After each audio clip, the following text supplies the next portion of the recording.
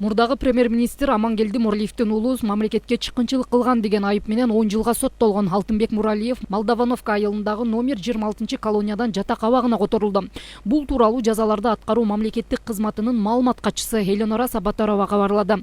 Буга чейин абактагы Муралиевдин тергөө абагында отурган ар бир күнү 2 күнгө деп эсептелип, жалпы жаза мөөнөтү 3 жыл 6 ай калган. Коомчулукта Алтынбек Муралиевди жаза аткаруу мамлекеттик кызматы чыгарып жибериптир деген сөздөр болуп атат. Муну түшүндүрүп кетейин. Ал чыгарып жиберген жок. Бир мекемеден бир мекемеге гана которулду. Мыйзам боюнча кайсы бир закондун 3дөн бирин, 2ден бирин деп отургандан кийин шарттуу түрдө бир аз срогу калса, мөөнөтү калганда шарттуу түрдө жатак абактарына которобуз. Бул жерде көп жыл түрмөдө отурган адам менен коомчулуктун ортосундагы бир кандайдыр бир адаптация боло турган институт деп айтсак болот да. Алтынбек Муралиев 2014-жылы кармалып, анын тергөө иши 2 жылга чукул созулган. 2016-жылдын башында 1-май райондук соту Алтынбек Муралиевди 12 жылга кескен. Бишкек шаардык соту ал жазаны катаалдатып, 22 жылга күчөтүлгөн тартипте жаза мөөнөт өтөө өкүмүн чыгарган. Бирок жогорку сот бул мөөнөттү 10 жылга азайтып койгон.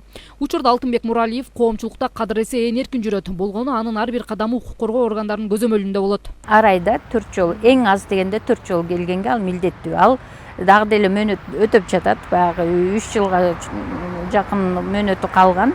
Бул шарттуу түрдө бошоп атат. Эгер ушул 3 жылдын ичинде дагы бир кандайдыр кылмыш кыла турган болсо, кайра жабык мекемеге ошол кылган кылмышы калган срогу кошулуп жабык мекемеге кирет.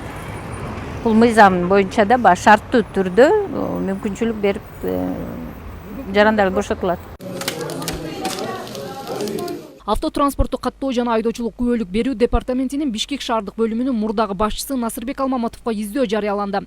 Бул тууралуу Октябрь райондук ички иштер башкы башкармалыгы кабарлады. Учурда Алмаматовго күчөтүлгөн режимде издөө иштери жүргүзүлүүдө. 1 ноября 2019 года в ВОД Октябрьского района города Бишкек из Октябрьского районного суда поступил материал в отношении гражданина Алмаматова Насырбека Закировича, 1970 года рождения. Следственной службой ВОД Октябрьского района гражданин Алмаматов Насырбек Закирович объявлен в розыск. В настоящее время ведутся поисковые и разыскные мероприятия по установлению местонахождения и задержания разыскиваемого лица. Буга чейин Бишкек шаардык соту 3 миллион 300 миң сом айып пул салуу менен Алмаматовду эркиндикке кое берген. Туура 3 айдан соң анын эркиндикте жүргөнү коомчулукка ачыктала баштайт.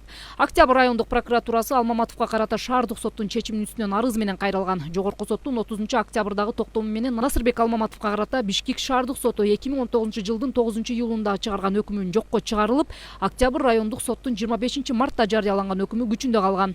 Кыргыз Республикасынын жогорку сотунун жазык иштери жана административдик укук бузуулар жөнүндөгү иштер боюнча соттук коллегиясынын 2019-жылдын 30 октябрындагы токтому менен Бишкек шаардык сотунун жазык иштери жана административдик укук бузуулар жөнүндө иштер боюнча соттук коллегиясынын 2019-жылдын 9-июлундагы Алмаматов Насырбек Закировичке карата өкүмү жокко чыгарылды жана Бишкек шаарынын Октябрь райондук сотунун 2019-жылдын 25 мартындагы өкүмү күчүндө калтырылды. Конституциялык палатанын мурдагы судьясы Клара Соронкулова акыркы учурларда кандайдыр бир себептер менен бошонуп, жоопкерчиликтен качкандар көбөйүп жатат. Бирок мыйзам алдында баары бирдей деген пикирин билдирди. Ал Муралиев жөнүндө көп сөз болуп атат, бирок бул жерде баягы соттун чечимин көрүш керек. Сот кандай нерселерге өзүнүн чечимин кандай нерседе негиздейт анткени бул соттун чечими, соттор чыгарат да, шарттуу мөөнөтүнөн мурдачы.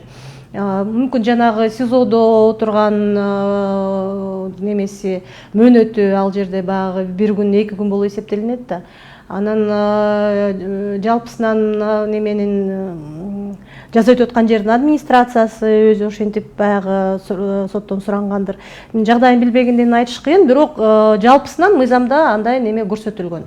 Мөөнөтүнөн мурда бошосо болот деген берене бар да, ошондой укугу бар. Ар бир жаза өтүп аткан адамдын ошондой укугу бар. Бирок эми айтып атпайбызбы, оор жана өтө оор кылмыштар боюнча сөзсүз түрдө 4төн 3-үн өтүш керек да. Ошондо гана дагы башка шарттар болгондо дагы мындай бошото турган, ошондо гана сот чечим чыгарышы мүмкүн. Ар кандай себептер менен жазасын жеңилдетип же жаза мөөнөтүнөн мурда абактан чыгып кетип жаткан таасирдүү саясатчылар же чиновниктер. Алтынбек Муралиев өкмөттүн аппаратынын эл аралык мамилелер бөлүмүнүн экс башчысы. Насырбек Алмаматов автотранспорттук каттоо жана айдоочулук күбөлүк берүү департаментинин Бишкек шаардык бөлүмүнүн мурдагы башчысы. Аскарбек Шадиев, жогорку кеңештин экс депутаты, экс вице-премьер-министр. Бусурманкул Табалдиев, УКМКнын экс төрагасы, Коопсуздук кеңешинин экс катчысы. Эрнис Чоткараев, Бишкек шаарынын Октябрь райондук сотунун судьясы.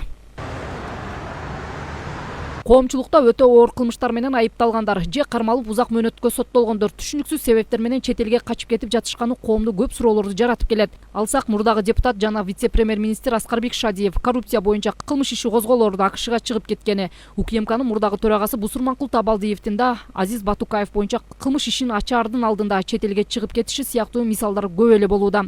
Жаңылай Баймуратова, Эрлан Кыдырбеков, Next күндүн темасы үчүн.